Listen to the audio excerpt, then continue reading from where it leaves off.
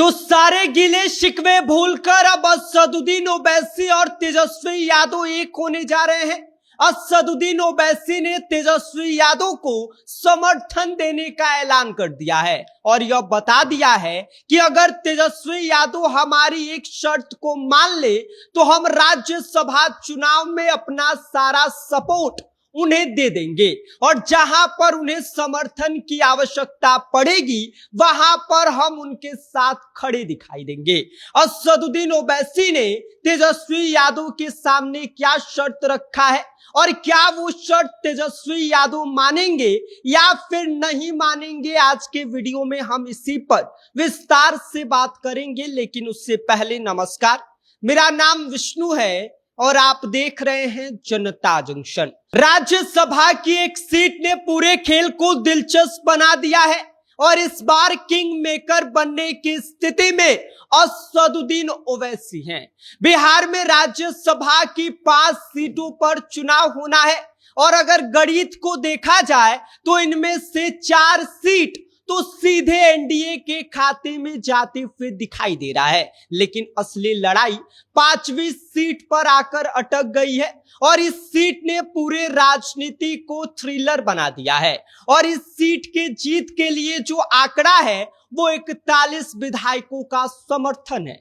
अगर विधानसभा के आंकड़े को देखा जाए तो एनडीए के पास करीब 38 विधायकों का समर्थन बच रहा है, जबकि महागठबंधन यानी कि तेजस्वी यादव, कांग्रेस, लेफ्ट और बाकियों को मिला दिया जाए तो तकरीबन 35 विधायक हो रहे हैं। ऐसे में दोनों ही खेमे बहुमत से कुछ ही कदम की दूरी पर है। लेकिन यहीं पर असदुद्दीन ओवैसी की पार्टी के 5 विधायक, बसपा का 1 विधायक पूरी कहानी का क्लाइमेक्स बन गया है। यानी सीधी भाषा में कहे, जिससे असदुद्दीन ओवैसी का समर्थन मिलेगा वही राज्यसभा की 5वीं सीट जीत सकता है। इसी बीच असदुद्दीन ओवैसी के पार्टी के बिहार प्रदेश अध्यक्ष अख्तरुल इमान ने एक ऐसा बयान दे दिया है जिसने बिहार की राजनीति का तापमान और ज्यादा बढ़ाकर रख दिया है। उनका यह कहना है कि महागठबंधन के नेताओं ने अभी तक उनसे औपचारिक संपर्क नहीं किया है। हालांकि नॉमिनेशन से पहले तेजस्वी यादव से बातचीत जरूर हुई थी। उस बातचीत में असदुद्दीन ओवैसी की पार्टी AIMIM ने अपने राज्यसभा की दावेदारी भी रखी थी। लेकिन अख्तरुल इमान के मुताबिक तेजस्वी यादव ने कहा था कि वे दिल्ली से लौटने के बाद इस मुद्दे पर विस्तार से चर्चा करेंगे। इसके बाद अचानक बिना असदुद्दीन ओवैसी की पार्टी से सलाह लिए तेजस्वी यादव अपने उम्मीदवार का नामांकन करा देते हैं और ये बात AIMIM को चुप जाती है। अब असदुद्दीन ओवैसी के खेमे ने साफ कर दिया है कि राजनीति में सिर्फ समर्थन से काम नहीं चलता है, अब गिव एंड टेक वे भी जरूरी है। यानी कि आपको अगर हम समर्थन दे रहे हैं तो उसके बदले हमको भी आपका समर्थन चाहिए। आपको बता दें कि असदुद्दीन ओवैसी की पार्टी की तरफ से एक शर्त तेजस्वी यादव के सामने रखा गया है। अगर महागठबंधन को राज्यसभा की सीट जीतनी है और उन्हें AIMIM का समर्थन चाहिए तो आने वाले समय में बिहार विधान परिषद की खाली होने वाली एक सीट पर असदुद्दीन ओवैसी के पार्टी के उम्मीदवार को समर्थन देना होगा। अख्तरुल इमान ने साफ शब्दों में कह दिया है कि अगर आज हम राज्यसभा में आपकी मदद कर रहे हैं तो कल आप भी हमें विधान परिषद में सपोर्ट कीजिएगा तो हम आपके लिए हमेशा खड़े दिखाई देंगे।